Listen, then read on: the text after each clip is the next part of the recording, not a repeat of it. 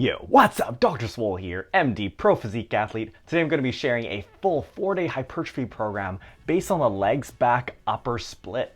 This is a split that I've gotten requested to cover in my YouTube comments, and it's basically a modified version of upper lower. Here's the split in a nutshell. Your body is split up into 2 days. On day 1 you have quads, glutes, hamstrings, and back.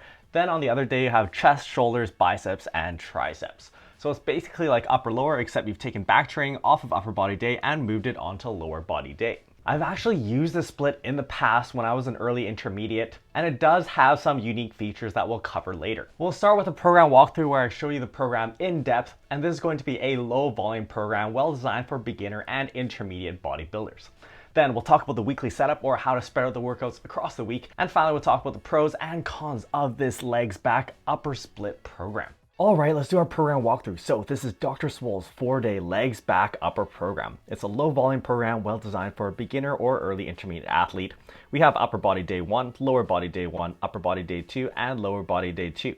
As I mentioned before, this is basically a modified version of upper lower, so I'll be using that notation here. We have our exercises listed here, and then the sets and reps over here.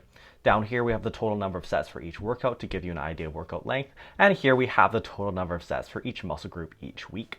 Let's start off with upper body day 1. We kick it off with incline bench press for the chest, 3 sets, and we're using a top set back off method here. You're going to work up to 1 top heavy set of 5 to 8 reps, followed by 2 back off sets of 6 to 10 reps. The top set back off method is a nice way to get in some of that heavier strength work on your top set while still getting in volume with some lighter weights afterwards. You'll notice here that I actually have changed up the rep scheme from 5 to 8 over to 6 to 10 for your back off sets. So you will have to drop quite a bit of weight here. And I'd recommend training to an RIR goal, so not necessarily having an exact set amount of weight you drop off. And that unlocks another power of the top set back off method in that it's so flexible. Next, we have barbell upright rows for the side delts, but also the traps, 3 sets of 6 to 10. Following that, machine flies for the chest, 3 sets of 10 to 15. Cable press downs for the triceps, 3 sets of 6 to 10. And then machine dips, which I'm mainly counting for triceps here, 3 sets of 12 to 20. So modify your technique here so you're really focusing on triceps. We have a little bit of pre-exhaustion here going on, so we're starting off with the isolation movement for the triceps, followed by the more compound type movement. Typically a dips movement is going to be a lot stronger, and the idea here is that when you fatigue your triceps first by doing cable press downs, your triceps become the limiting factor more quickly in machine dips. This way you can still get a good workout with lighter weights on the dips. So even though you'll see that I love putting heavy dips as a main heavy compound at the beginning of the workout, it doesn't always have to be this way. Then we have dumbbell lateral raises for the side delts, 3 sets of 8 to 12, and you can superset those on the bench with lying bicep curls for the biceps, 3 sets of 6 to 10, and basically you're lying flat on your back on a bench for these. I've personally enjoyed doing my dumbbell lateral raises seated. It helps to keep things a little bit more stable so you're not tempted to cheat, but you can do these standing as well if you like. Then we have rope hammer curls also for the biceps, 2 sets of 10 to 15. So that wraps up workout 1. Going on to lower body day 1, we start off with squats for the quads, 3 sets, and we're also using a top set back off method here. So you're going to work up to 1 top heavy set of 5 to 8 reps, followed by 2 back off sets of 5 to 8 reps as well, but with about 10% less weight.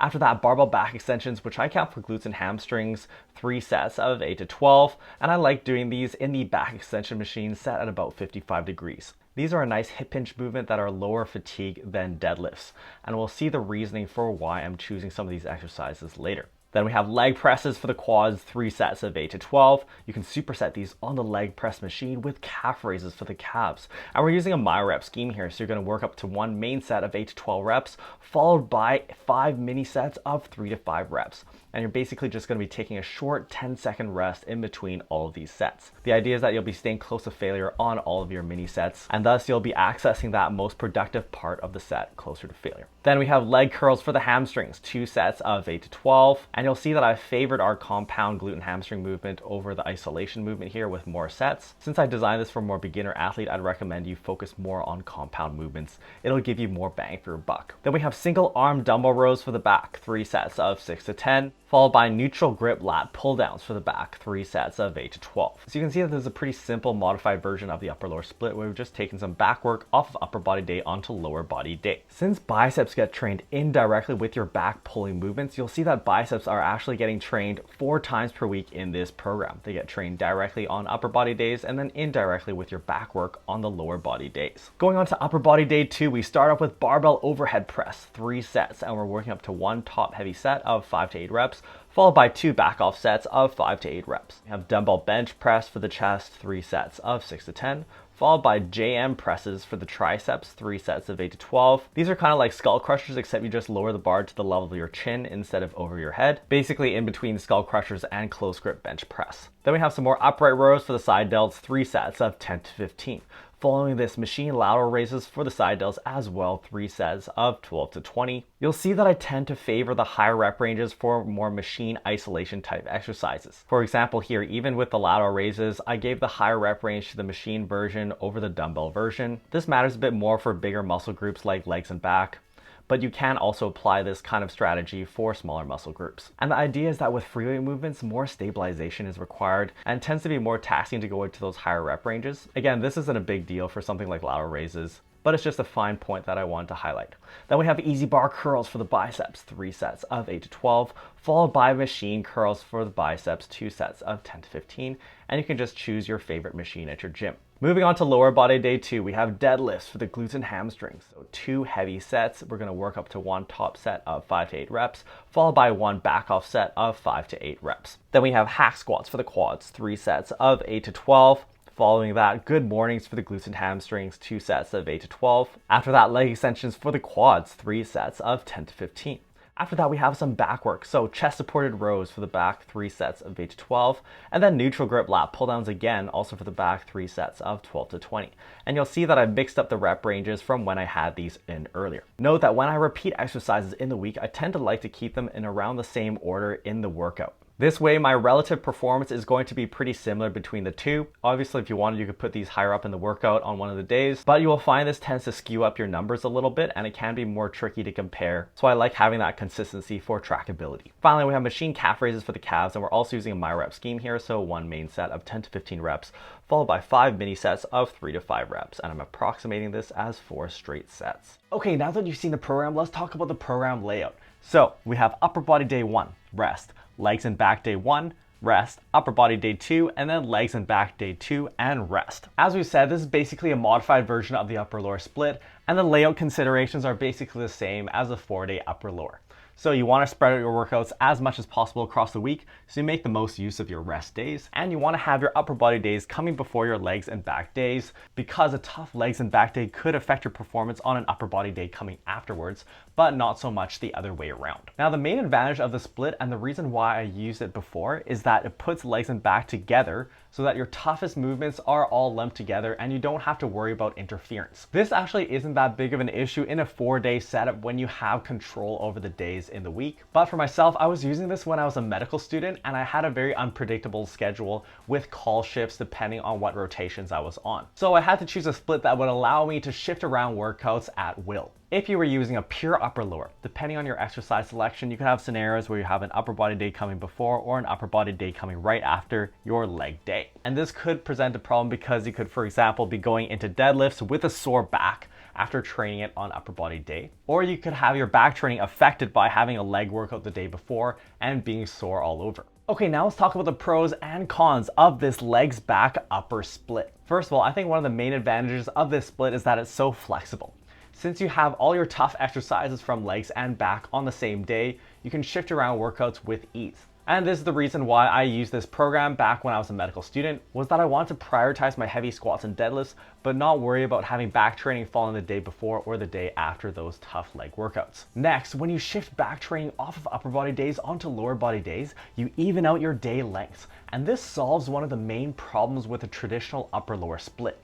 in that your upper body tends to have a little bit less priority than your lower body. Since you have more exercises to fit in on your upper body, you have more muscle groups, you'll tend to either prioritize your lower body or have very long upper body day workouts. So by moving some of our upper body work, namely back training, off of upper body days onto lower body days, we even out the day lengths and the prioritization. So now we can prioritize our upper and lower bodies equally. Next, when you move back training off of upper body days, you allow yourself to train biceps when they're fresh. And this addresses another con of the traditional upper-lower, in that biceps usually get trained after heavy back training. If you do a lot of back training, the biceps will be fatigued by the time you get to your direct bicep training afterwards. But when we move back training off of upper body day onto lower body day, this leaves that upper body day wide open to train biceps when they're fresh. Finally, notice that when we separate back and bicep training, we effectively increase the frequency of our bicep training to 4 times per week. And this is because biceps get trained indirectly with your pulling movements. Okay, now let's talk about the cons of this legs back upper split program. The main issue with this program is that you have tough leg and back days. Your legs and your back are the toughest muscle groups to train, and they produce the most amount of fatigue. When you put those together on that one day, you have a pretty tough workout. This means that you will have suboptimal fatigue distribution. That is, you have a much tougher leg and back day and a less difficult upper body day minus back. The reason this is an issue is because your back training may be affected when it comes after legs. If you're really tired after tough deadlifts, hack squats, and good mornings, you may not perform as well on back pulling movements afterwards. This isn't that big of a deal for a beginner since you're just not lifting that much weight on your big heavy lifts. But as you become more advanced and you're lifting heavy weights, you will find yourself struggling to perform as well with your back training than if your back training was not after legs. Now you'll see that I actually have tried to address this issue in the program by choosing slightly easier back movements that don't involve as much axial loading. And axial loading refers to compressive forces on your spine from heavy lifts like T-bar rows or barbell rows. So for example, on our deadlift day, we had chest supported rows, which takes your lower back out of the equation, and neutral grip pull downs. And on the first lower body day, we had single arm dumbbell rows instead of a barbell row variation. Now, if you were a beginner, you still could put barbell type rows on your leg days, but you will find that as you get stronger with your main lifts, your performance on back training may be affected. One other potential disadvantage in this program is that biceps comes before back later in the week. So you saw later that we have our upper body day 2 coming before legs and back 2. If you had sore biceps from that upper body day, this could potentially impact your back training on the day after. Again, I don't think this is going to be that much of an issue since we're talking about more beginner athletes here. Now, I will be sharing this full program as an Excel file in my Facebook group. So if you haven't joined the group already, find the link in the description below. Join the group and you can download the program for free. If you're just getting into lifting and you want to lose some fat or achieve body recomposition, which is building muscle and losing fat at the same time, check out my book, Dr. Swole's Fat Loss and Body Recomposition Manual, where I teach you the ins and outs of dieting for bodybuilding so you can finally lose that stubborn belly fat while you're building muscle. If you want to see another unique spin on upper lower, check out this video where I share a full program based on the torso limb split. This is basically where you take arms and legs and put them on one workout. And this is basically where you take your arms and legs and put them onto one workout and then have the rest of your upper body on the other workout. Make sure you don't miss out on more free science-based hypertrophy programs and advice for bodybuilding by subscribing to the channel, and we'll see you next time.